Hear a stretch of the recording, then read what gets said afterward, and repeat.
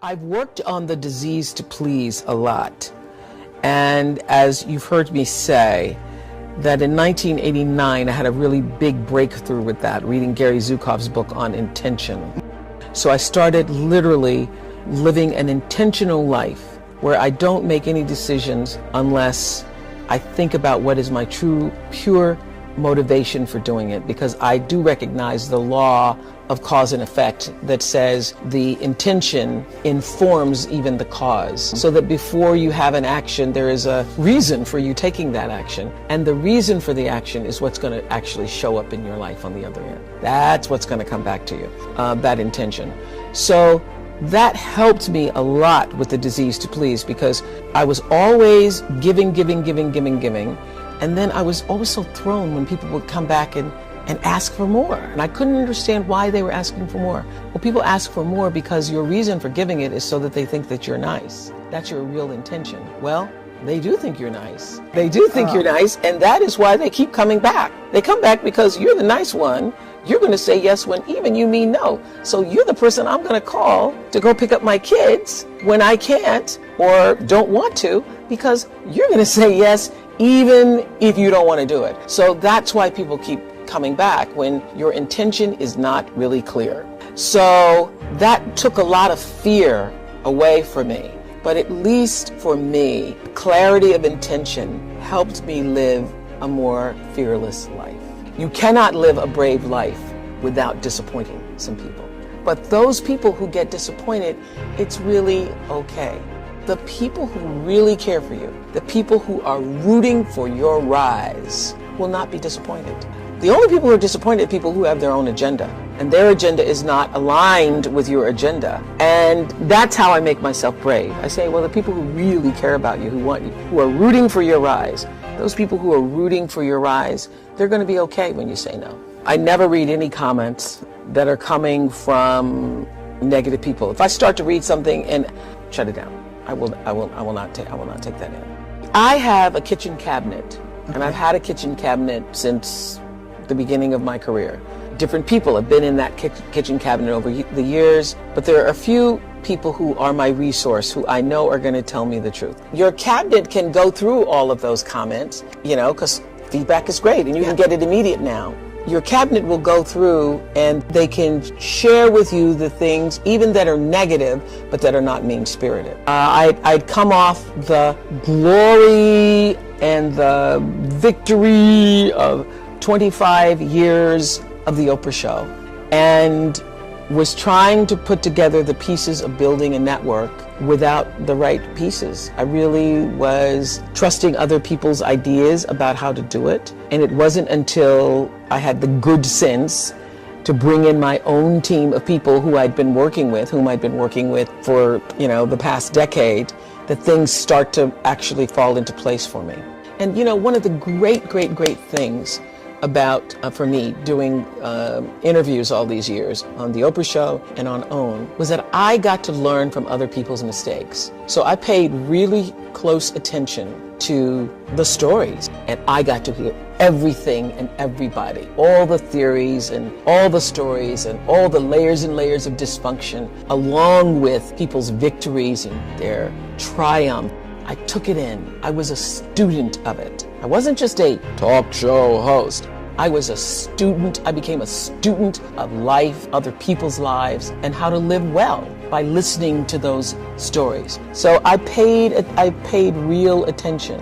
I'm at a point in my life where I can literally rejoice in the knowing space that I hold. There's a sense of confidence that can only come, I think, when you know and are assured that you are living life well, and not from the point of view of having a lot of things, but living life from the center space. When you're living bravely.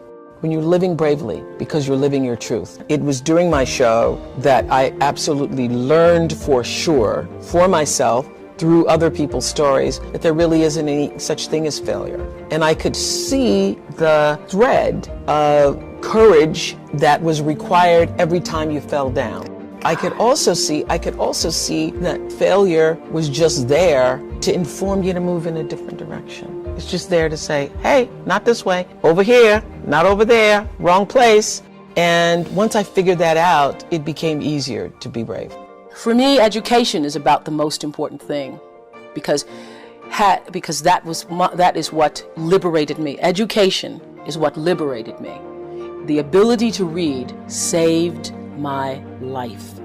I would have been an entirely different person had I not been taught to read when I was at an early age. My entire life experience, my ability to believe in myself, and even in my darkest moments of sexual abuse and being physically abused and so forth, I knew there was another way. I knew there was a way out. I knew there was another kind of life because I'd read about it. I knew there were other places and there was another way of being. And so it saved my life. So that's why I now focus my attention on trying to do the same thing for other people. Education. I don't think you ever stop giving. I really don't. I think it's an ongoing process. And it's not just about being able to write a check. It's being able to touch somebody's life in such a way that Mrs. Duncan touched mine. It's being able to make a child see the light in him or herself, making someone else see that for themselves. I know that if I didn't have the money, listening to somebody who had it, I'd probably not believe them. Because you can't believe it. Because if you don't have money and you're just trying to make ends meet, you think if you just could make ends meet, that would make everything all right for you. What I know is that if you do work that you love and work that fulfills you, the rest will come. And that I truly believe that the reason I've been able to be so financially successful is because my focus has never, ever for 1 minute been money.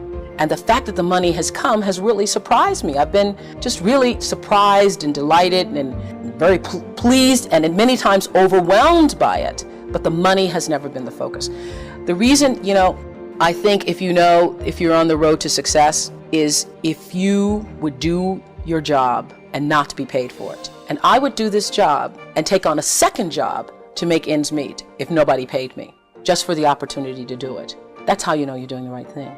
One of the things that, if I may pat myself on the back for, is that I try to surround myself with people who are smarter than I am. I think that the ability to be as good as you can be comes from understanding who you are and what you can and cannot do. And what you can't do is far more important than what you can do, if what you can't do is going to keep you from flying as high as you can. Now, when my lawyer first came to me and said, you can own your own show, it literally took the ceiling off my brain because I had never even thought that high before. I never even thought that was possible. And everybody needs somebody in their life to say, yes, you can do it. I have a niece who's 15, who several years ago, I said to her the same thing my father said to me. I said, you are too smart to get C's. I mean, I heard my father speaking. We were crossing the street one day and she was talking about her grades. You're too smart to do that. You could be an A student. And she said, do you really think I can? Oh, of course. So you're such a bright person. And she started getting A's and said to me a year later, nobody ever told me I could. And I think one of the most important lessons to learn is that we are all responsible for our lives, but nobody gets through this life alone. Everybody needs somebody to show them a way out or way up. Everybody does. See, I feel best in surroundings where other people are smarter than I am because I feel like I can always learn something from them. One of the other big lessons I've learned, particularly in business, I think you have a responsibility to yourself to learn as much about your business as you can. And so I sign every check, although it is now tedious because the bills that come in from maintaining a studio, everything from Federal Express to Xerox to every tape that needs repaired and so forth, it gets to be a lot. I have stacks and piles of checks to do, and I know that there are a lot of successful people who don't do that. I still have a tenement mentality. I've been very, very poor in my life. And so the idea of having money and not being responsible and knowing how much money you have and keeping control of it is not something that I personally can accept. I know that there are other people who can, but it is not a possibility for me. I need to know where it is. I mean, there are times I think I want to go to the bank and say, show it to me, because, just seeing it on a piece of paper, anybody could print out a piece of paper. So, I watch it very carefully and try to maintain responsibility for it. But my success in business has come, when I first started being a, quote, businesswoman, I worried about how do you do this? And I realized that you do this the same way as you do anything else. You be fair. You try to be honest with other people and you be fair. What I know for sure is if you focus on the substance, the success will come. And most importantly, let failure be your friend. There are going to be times, of course, where you're going to win a lot. A lot of things are going to go your way.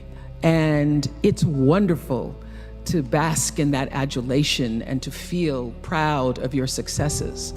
But it's the times when things go wrong, when you fall or fail, that you're actually going to learn the most about yourself. You know, all those years on the Oprah show, 25 years, we were the #1 show for 25 years. And that's because I lived with the intention to serve the audience. When I was able to shift the paradigm to start to looking at, wow, what I have instead of what I don't have, what I have instead of what I thought I'd lost, I was able to begin to turn things around. But it's those moments of uncertainty. It's the moments where all of my mistakes show up on the evening news. I can tell if I've done something wrong. It's on the CNN crawl. I can read about it. But learning from the moments where things weren't going so great, being able to get still, to connect with that which I know is God, the force, the power greater than myself, and to come back and realize that in order to move forward, you move forward by taking the next right step. You don't have to know everything to do. You don't have to know all the steps to make. Just what is the next right move. And then there's this. I leave you with this. Nobody makes it alone. Nobody. I don't care what they look like. I don't care what their Insta posts say. Nobody makes it alone. And so you will get nowhere without a spiritual practice. You need a spiritual practice. And by that, I mean not necessarily religion. For some people, it is church. For some people, it is meditating. For some people, it's dancing. For some people, it's singing. But you have got to find a way to nurture that which is the essence of you. You've got to find a way to continually give back to yourself. I am committed to service. Service through my work, service through my life's purpose.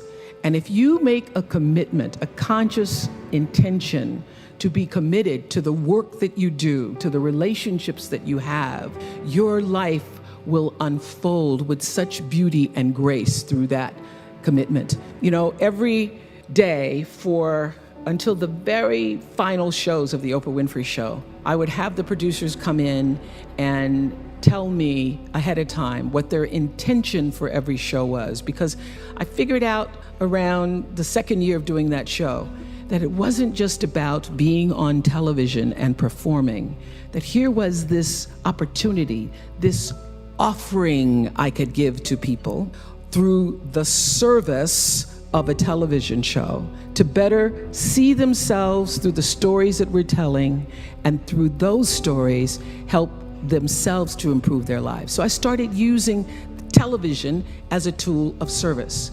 So as you're trying to figure out, what do I do? How should I do it? First of all, I will say this, that when you don't know what to do, my girls have heard this over 100 times. When you don't know what to do, you do nothing. You get still until you do know. Because when you have to ask everybody else, should I do this, should I? And that's whether it's buying a pair of shoes or going with a guy, buying a house, taking a job, should I? When you have to ask everybody else, it means you don't really know the answer fully yourself. So you get still, be still, and know the answer will come.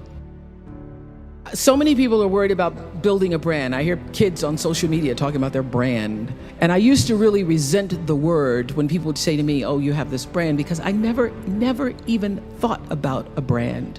I just thought about day in and day out, making the best right choice for me. But now I embrace it because I recognize people see me as a brand. But for me, it's not a business. It is a question of, what do you stand for? And I will say this, you're nothing if you're not the truth. So I've made a living, I've made a life, I've made a fortune really, from being true to myself. And that's if I could leave you with any message today, that is it. The biggest reward is not financial benefits, though it's really good. You can get a lot of great shoes. Nothing wrong with great shoes. But those of you who have a lot of shoes know that having great shoes and a closet full of shoes or cars or houses or square footage doesn't fill up your life. It doesn't.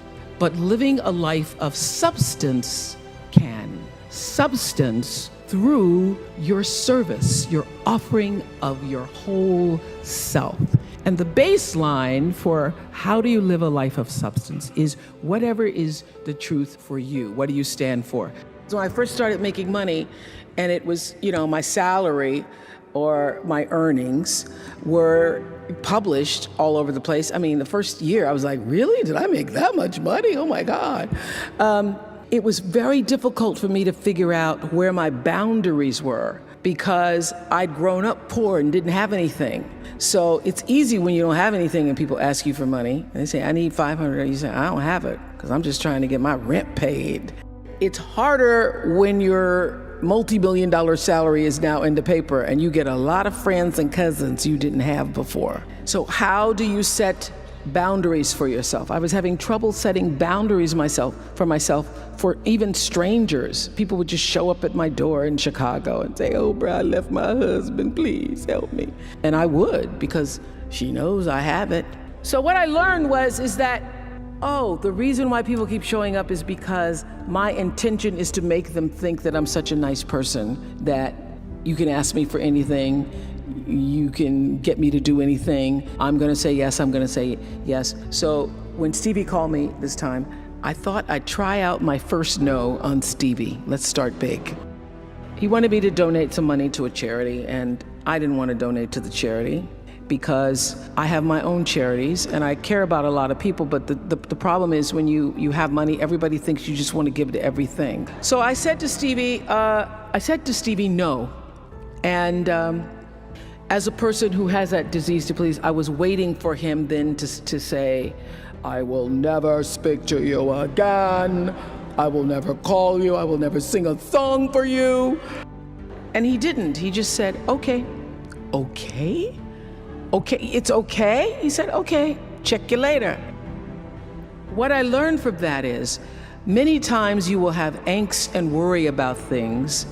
Put yourself in a state, like someone said this morning because their phone went off, they were mortified over a phone. I said, really? You will put yourself in a state when the other person really isn't even thinking about you. So learning that I could specifically determine for myself what the boundaries were for me, what I wanted to do, give my money, give my time, give of my service to who I wanted to give it to when I did, that I get to make that decision. Just because you have all of these demands on your time and on you doesn't mean that you have to say yes. You get to decide because you're the master of your fate, the captain of your soul, as William Ernest Henley said in Invictus.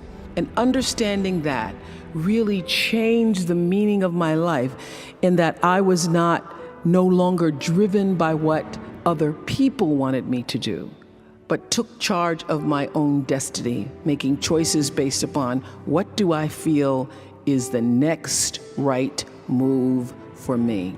I've lived with who do you think you are my whole life. Not from myself as much as what was reflected to me. Because who do you think you are? You're a little color girl, come from Mississippi. Who do you think you are? You're sitting up on national television. Who do you think you are that you can have? Who do you think you are that you can? So I used to fear hearing the term, who do you think you are? Or you must be pretty full of yourself. Now I work at being full. I want to be so full, I am overflowing. So when you see me coming, it ought to make you proud. To borrow a line from Maya Angelou's Phenomenal Woman. When you see me coming, it ought to make you proud. And what you see is a woman so full, I'm overflowing with enough to share with everybody else. I'm going to own the fullness without ego, without arrogance, but with an amazing sense of gratitude that I've been born at a time where I am female on the planet and I have the great pleasure and freedom to fill myself up. Knowing who you are. Knowing who you are. Being able to answer this question, who am I and what do I want? You know, many times when I go out of the country, I am baffled by that question. To explain what is your occupation. I've stood there for 10 minutes. Well, am I a talk show host? Well, I'm more than a talk show host. Am I a businesswoman? I'm a businesswoman. I'm more than a businesswoman. Am I an entrepreneur? I'm more than an entrepreneur. So I just leave it blank or self-employed. So I'm not asking for the roles that you play as daughters. I'm not asking that question. What are the roles that you play as a daughter, as a friend, as a sister? You're going to be a lawyer, you're going to teach, you're going to be a pharmacist. I'm asking the bigger question of who am I? Who am I really? My answer is I am God's child. I am that which is born of all that is. I am, as Pierre de Chardin said, a spiritual being having a human experience. All that is possible for me. That's who I am. And what do I want? I don't want to just be successful in the world. I don't want to just make a mark or have a legacy. You must have some kind of vision for your life. Even if you don't know the plan, you have to have a direction in which you choose to go. You want to be in the driver's seat of your own life, because if you're not, life will drive you. Knowing who you really are in this space and time that we embody. What do you want? Who are you? Always do the right thing. Be excellent. People notice. Think of how you notice. You go to Taco Bell, somebody gives you an extra napkin and some sauce. You notice. You want to go back to that person, because even at Taco Bell, excellence shows itself. And what I know is that when you are excellent, you become unforgettable. People remember you. You stand out. Regardless of what it is, you become an unforgettable woman. And that is what we all want. We want to be unforgettable and not forgettable. So doing the right thing, even when nobody knows you're doing the right thing, will always bring the right thing to you. I promise you that. I remember many times on my show. There are many shows y'all never saw. And the reason you didn't see them is because I got the last vote. And I remember 2010, my team, hardest working team in television, had done this interview with a woman who turns out she was a Sunday school teacher by day and a sex addict at night. And they were like, you won't believe it. We got her going out, we got her with the men, and we get to show her, and she was willing to show us everything. I sat down with a woman for an interview that was taped. And during the process of the interview, I said, why are you doing this? And she said, oh, I want to help people. I want to tell my story and I want to help people. I said, do you have children? She says, yes, I have a 10-year-old son. I knew right then, this is never going to see the light of day. So we got off the air and I said to the lady, we are not going to air that show. And she said, why? My producer said, why? She knew she was being filmed. She knew what she was saying. She knows what I said, because her son will never get over it.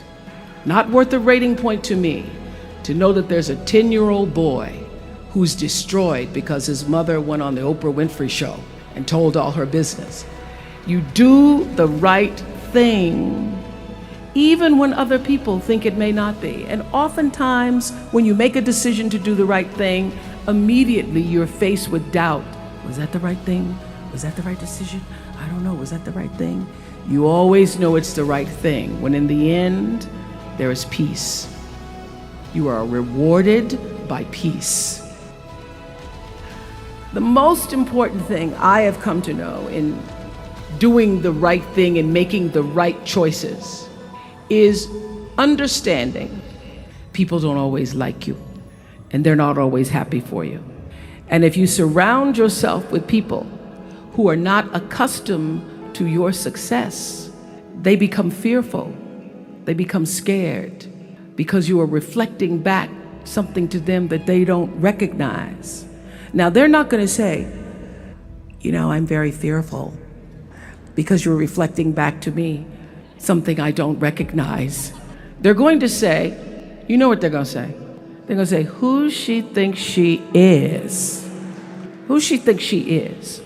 That only happens when you are around people who do not mean and want and aspire to the best for you. People who want the best for you want you to be your best. So my greatest advice to you is to surround yourself with people who are going to fill your cup until your cup runneth over. I did this at the end of my show. I did my favorite guest of all times. That's hard to do out of literally thousands and thousands. There's like 35,000 people I interviewed over the years. But there was one woman out of all the celebrities, out of all of the famous, non-famous, infamous people. One woman. Who was she? Her name is Terai Trent. Listen to this story. Terai Trent, born and raised in a village in Zimbabwe. 11 years old, she's doing her brother's homework. She wants to go to school. Her father says, no, the boy has to go to school. You can't go to school. So she starts doing her brother's homework. She does her brother's homework. He goes to school. He gets all A's on his homework, yet he doesn't know the answers to the question. The teacher comes to the village to say, what is going on here? This boy doesn't know the answers, but his homework's perfect. She finds out that Terai, his younger sister, is doing his homework. She begs the father to let Terai go to school. The father says, no, she can't go to school. Finally, he marries her off. She marries at 11 and a half years old. She gets married. She has 3 children by the time she's 18 years old. A woman comes to the village from an NGO, Heifer International, and asks, what are your dreams? This is gonna make me cry. Asks her, what are your dreams? This child has never thought about what her dreams were. She says, write down your dreams. She writes down her dreams on a piece of paper and she folds them in a tin can and she buries them under a rock. The first dream was to be able to go to a school in the United States of America and get a college degree. She ends up, through some miracle of the NGO, going to the United States. She gets a 4-year degree in 3 years. She goes back to the rock in Zimbabwe. She writes her next goal on the piece of paper. She buries it under the rock. She writes, I want to get a master's degree. She goes back to the United States. She gets a master's degree. She goes back to the United States. She gets her master's degree. After the master's degree, she goes back to the rock in Zimbabwe. She writes down her final goal is to get a doctorate degree. And last year, she became Dr. Terai Trent. I found her in the Nicholas Kristof's book called Something the Sky, Underneath the Sky or the Sky. And I was reading the story. I had Nicholas Kristof on the show. Nicholas Kristof, the famous New York Times writer. She wasn't there. She wasn't a part of the show. I'm reading the story. I can't believe this book, the story of this woman, as I'm reading the story. So when we go to do the show, the producers have Nicholas Kristof on. They bring on other guests, but this woman isn't there. I go, how could you not have her there? So we tape another show with Nicholas Kristof. We go back. I go, fine. We're going to find that woman, Terai Trent. By this time, she's living in the United States. We followed her back to Zimbabwe to the rock. We pulled the tin can from underneath the rock. And that is my favorite guest of all time. The reason why Terai Trent is my favorite guest of all time is because she represents in that one story of the little girl in a village in Zimbabwe who had a dream, the heart and depth and discipline to pursue it. She represents everything I tried to say in every show in 25 years. She literally, through her life story, sums up the message that I was trying to give to every single one of my viewers. You can. Keep trying. Don't give up. When I was about 8 years old, I grew up in the church and I was going to one of those Women's Day, you know how we have church all day long. The little girl that was supposed to be there to do a recitation had gotten ill. And so they said to my stepmother, we need a little girl. Can Oprah come back and do a recitation this afternoon? My stepmother said, yeah, I'll have her back here this afternoon. So this, church ain't over to 1:30. So by 4 o'clock, I had gone home and learned to recite Invictus by William Ernest Henley. It starts out of the night that covers me, black as a pit from pole to pole, I thank whatever gods may be for my unconquerable soul. I was reciting it and doing the pit from pole to pole. I didn't know what I was saying. But at the end of the poem, there's the stanza that says, "It matters not how straight the gate, how charged with punishment the scroll. I am the master of my fate. I am the captain of my soul." Now, my little 8-year-old brain didn't really fully understand the power and depth of those words, but they sounded good enough for me to write them down and put them on my mirror. And those words, "I am the master of my fate, I am the captain of my soul," became a mantra for me. What it said is, I am responsible for the choices that I make in my life. I am responsible. Obviously, I grew up and was better able to articulate what those words really mean. And I discovered in physics class the third law of motion. You remember what that is? And it's called Newton's law. And it says, for every action, there is an equal and opposite reaction. So what does that mean? That means everything that you are putting out into the world, every action, there is an equal and opposite reaction. It means no matter what you do, the energy of what you do, what you say, and most important, the energy of who you are is going out into the world, into your relationships, and that energy is always coming back to you. You are responsible for the energy that you are pulling out into the world, because that very energy, bam, is coming right back to you every single time, whether you believe it or not, because it is law. Everybody has a different talent. And the reason we're all so messed up is because you're looking at everybody else's talent and wishing you had some of their talent. All the energy that you spend thinking about, wishing about, being jealous of, envious of anybody else is energy that you're not only putting out, it's going to come back to you negatively, but you're taking that away from you.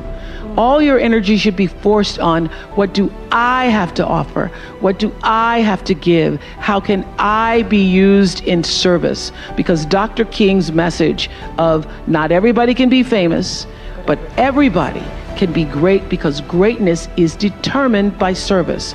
And there is not a job in here that you can do that you don't switch the paradigm to service and not make that job more fulfilling. I don't care what the job is. If you say, I'm a singer, I'm a dancer, I'm an artist, I'm a teacher, I'm a nurse, I'm a doctor, I'm a janitor, I'm a clerk, if you say, if I look at this from, how do I use this in service to something bigger than myself?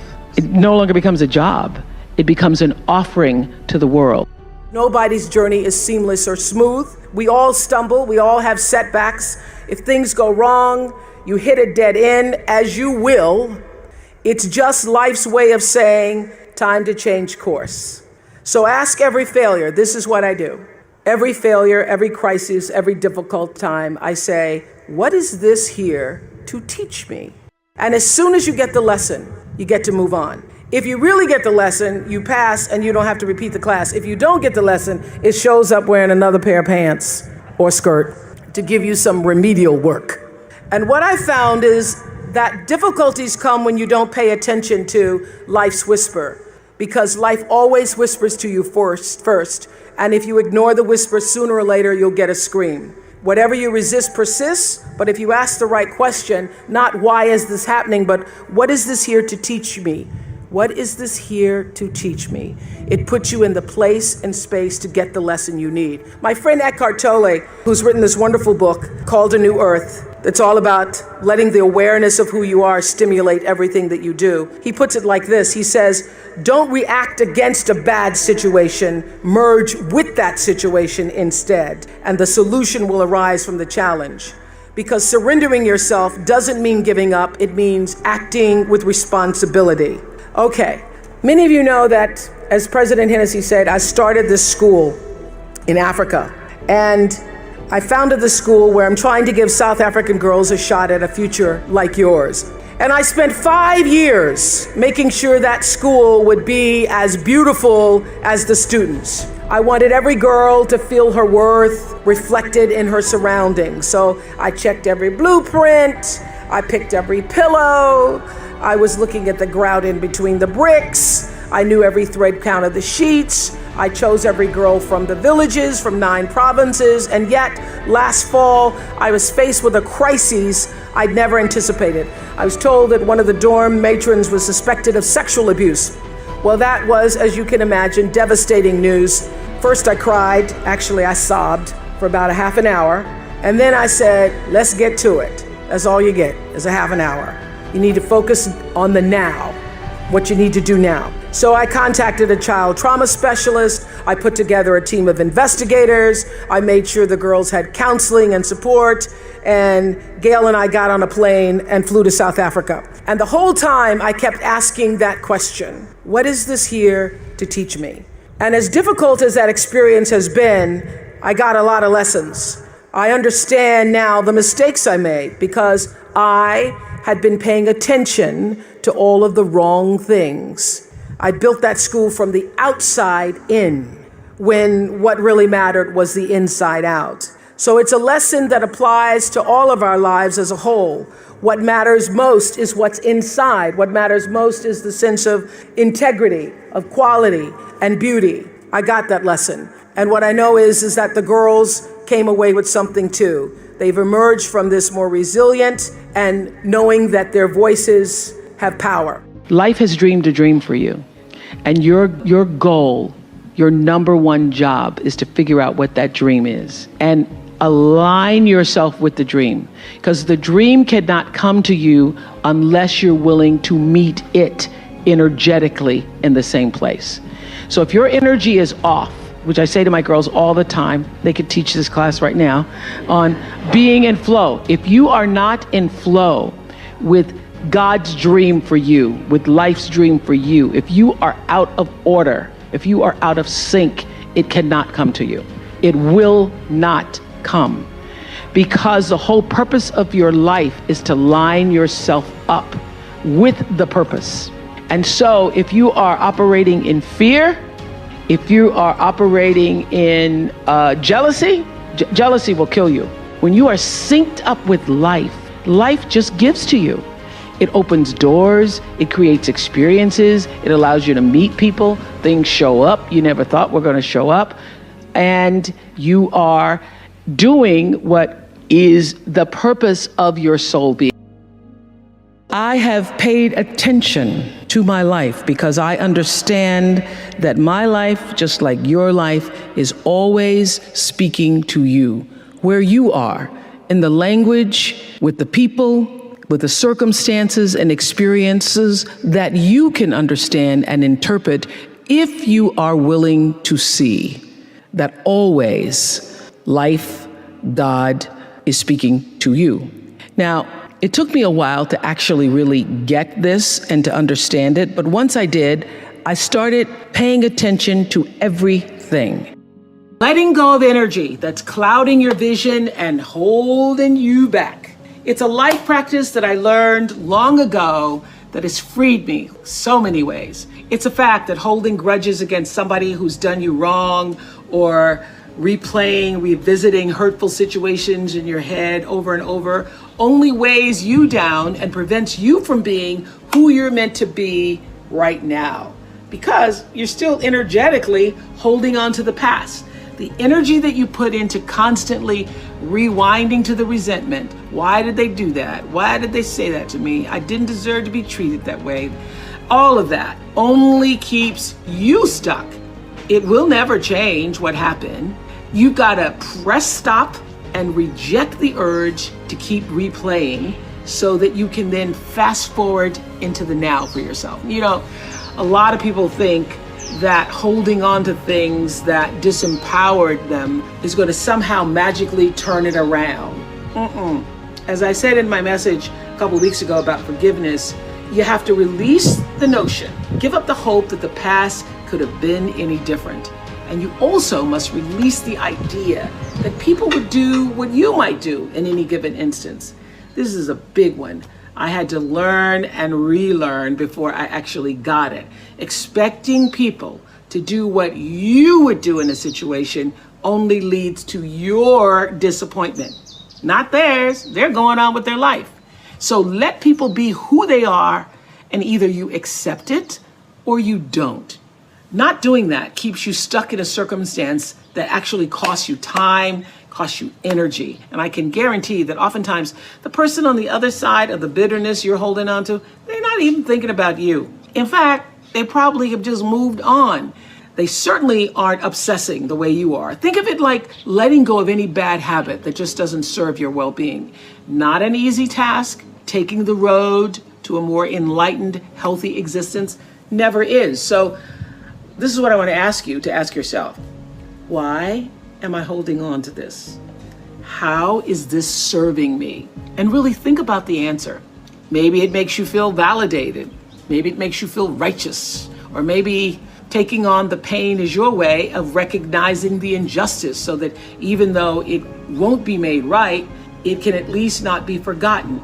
Then I ask you, again, ask yourself, do you want to be right or do you want peace? Woo! This was huge for me. The unfortunate fact is that having both may not be possible. And also you may never get your moment of righteousness, so why wait for it? Choose peace. What I know for sure is that in this world, time is a moving on, and it's our most valuable commodity. You can never get it back. So staying in that loop, playing it over and over in your head of hurt only amplifies your pain. Let it go. Exhale, make room in your heart for something that is uplifting. Surround yourself with people who want the best for you. You have the ability to shift the DNA of your spirit and control how you perceive life. So why not lighten your load and let it go?